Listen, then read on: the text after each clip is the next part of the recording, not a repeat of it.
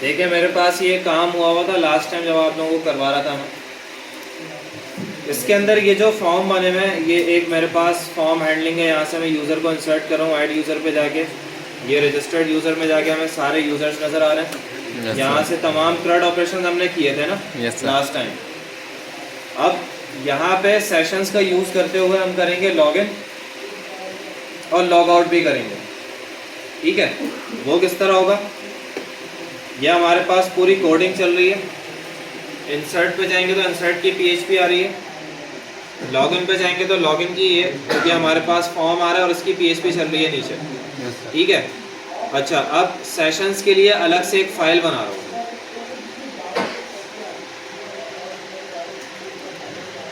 sessions.php लिखा मैंने यहाँ पे।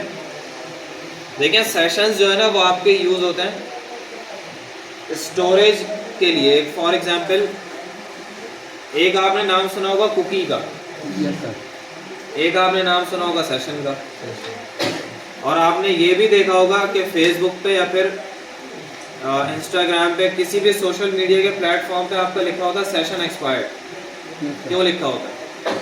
क्योंकि आपका जो सेशन बना हुआ होता है वो एक्सपायर हो चुका होता है। ठीक है, एक्सपायर का मतलब कि वो सेशन आपका डिलीट हो चुका है ब्राउज़र से। ब्राउज़र कह रहा हूँ, सर्वर से। सेशंस बनते हैं सर्वर पे। सेशंस का मतलब है कभी भी आपको सर्वर पे अपना डेटा स्टोर करना है तो आपने सेशंस क्रिएट कर लेना। आपने लोकल स्टोरेज का नाम सुना होगा, सेशन स्टोरेज का नाम सुना होगा, जावास्क्रिप्ट में। ठीक है, तो जब भी ऐसा होता है कि फॉर एग्जांपल एक यूज़र अपने अकाउंट से रजिस्टर करेगा, रजिस्टर करने के बाद क्या करेगा? लॉगिन करेगा। जब वो लॉगिन कर लेगा ना तो उसका हम साथ साथ सेशन क्रिएट करवा लेंगे। सेशन उसका क्रिएट होगा मतलब कि उसकी लॉगिन की जो भी डिटेल्स होंगी वो हम एक सेशन के अंदर स्टोर करवा लेंगे। वहाँ पे जाके उसका डेटा स्टोर हो गया और फिर हमने एक लॉजिक लगाई कि जब तक इस सेशन के अंदर डेटा स्टोर हुआ है तब तक यूज़र को यहीं पे रखो वेबसाइट के अंदर, मतलब कि इसको लॉगिन रखो। जैसे ही सेशन के अंदर से डेटा डिलीट हो जाए लॉगिन वाला, तो यूज़र को क्या कर दो? बैकवर्ड ले आओ, लॉगिन के पेज पे ले आओ वापस कि भाई आप लॉगिन नहीं हुए हैं, पहले आपको लॉगिन करना पड़ेगा। जब आप लॉगिन करोगे तो वेबसाइट के अंदर आओगे। जब लॉगिन आप नहीं हो तो आप वेबसाइट के अंदर नहीं जा सकते। अच्छा, वेबसाइट के अंदर तो घूम सकता है लेकिन प्रोडक्ट परचेज नहीं कर सकता। अगर मैं ई कॉमर्स की वेबसाइट की बात करूँ, सेशन लगेंगे, सब जगह सेशन लगेंगे। सेशन तो लगता ही है वेबसाइट पे लाजमी। For example e commerce website की अगर हम बात करें तो उसके लिए हमें लॉगिन लाजमी होता है प्रोडक्ट परचेज करने के लिए। आप प्रोडक्ट देख सकते हो, सर्च कर सकते हो, सारी चीज़ें देख सकते हो, लेकिन जब भी वो प्रोडक्ट परचेज करने जाएगा सबसे पहले आपको रजिस्टर का या लॉगिन का वो लिंक देगा। बता रहा हूँ, आहिस्ता आहिस्ता रुक जाओ अभी। हाँ सही कह रहा हूँ। तो करना क्या होता है? देखो आसान तो मैं खामोश है ना, आज बता रहा हूँ, ज़्यादा बोला ना।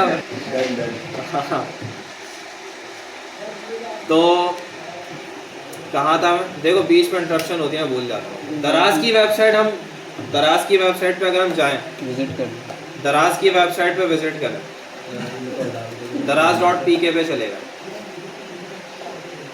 कौन सी वेबसाइट है?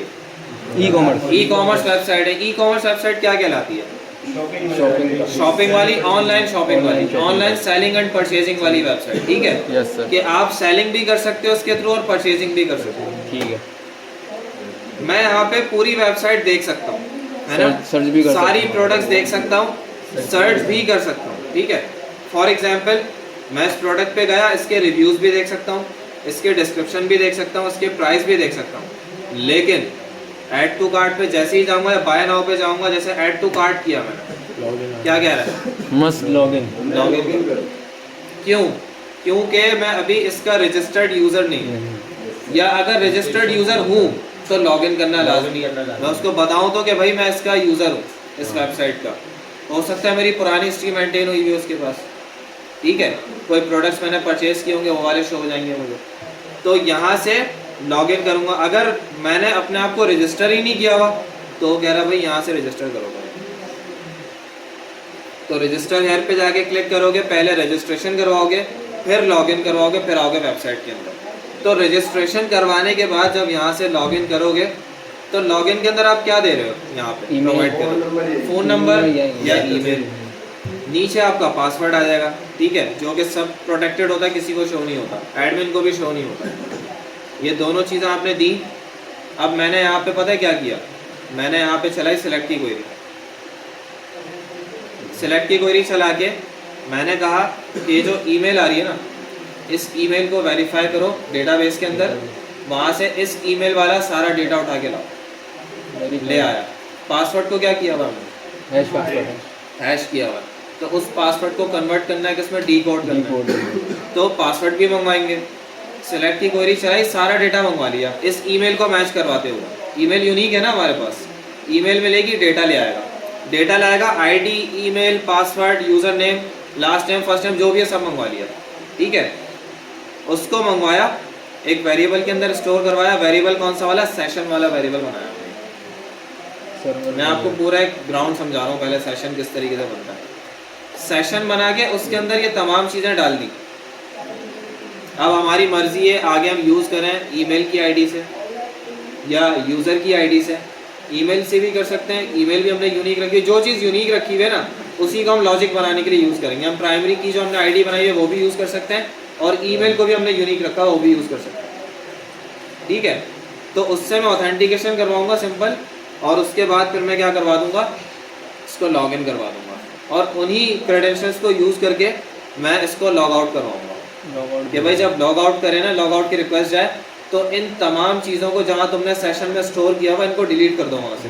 जैसे डिलीट होगा एक लॉजिक चलेगी कि भाई अगर सेशन के अंदर ये चीज़ें नहीं मिलती, वापस ले आओ कहाँ पे, लॉगिन के पेज पे, कि यूज़र लॉगिन नहीं है। समझ में आ गई बात। तो सेशन इस तरीके से क्रिएट होगा।